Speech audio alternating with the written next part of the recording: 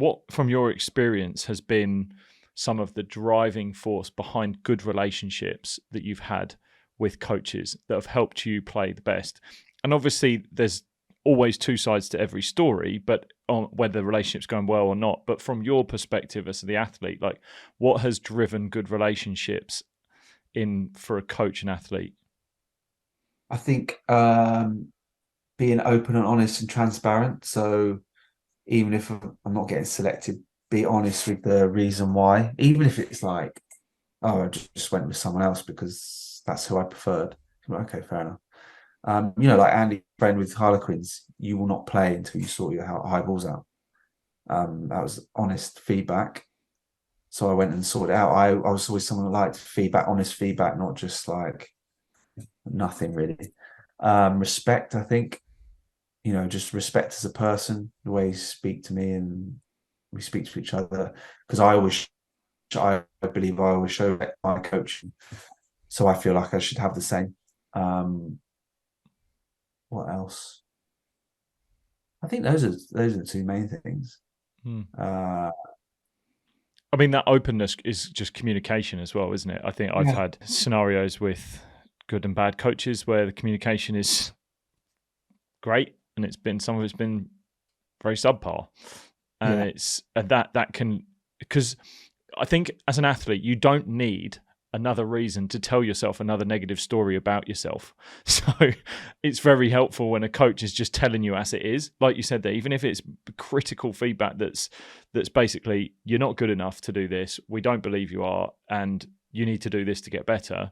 As much as that may sting, you can do something about it because you just know where you lie. When you don't hear anything or you don't know, that's where you can make up scenarios and you can just fabricate something, or oh well, maybe I'm not good at this or that, and you could end up working in the wrong direction. yeah. I think even the respect thing is probably even bigger for me. Just thinking about it there. The only coach, the coach you're referring to is probably Eddie Jones, which I've been quite open and honest from my side of things.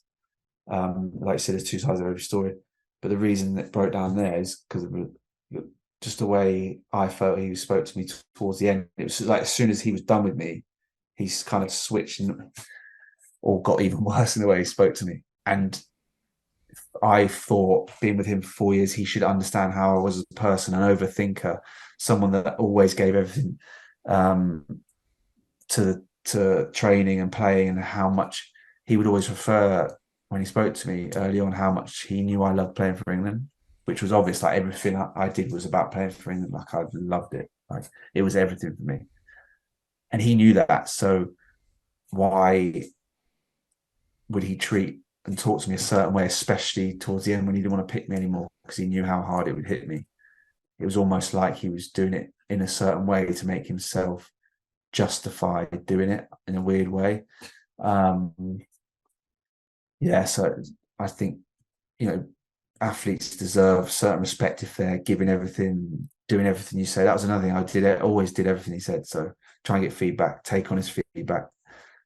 If he was honest, I don't think he could ever say I didn't try and take on his feedback in the right way and go and work as hard as I could on those things. So that goes for any coach. So then why would then you speak to someone that's like that a certain way? I could understand if I was an absolute arsehole, causing trouble, getting up to all sorts, doing the wrong thing, being negative, whatever. I could understand that, but I don't think I was. So I think that's why it's disappointing for me and why it hurt so much at the end. So yeah, it was tough.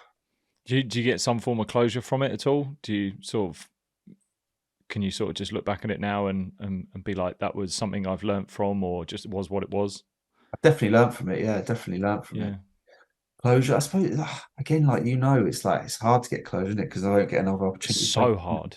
So hard. If I got Yeah. picked for England tomorrow, then you kind of like right closure, but that was it for me. So, but it's not like I sit here now going, "Oh my god, I missed on the World Cup," and he was being an arsehole. So I shouldn't say that. So just edit out. He was being nasty to me.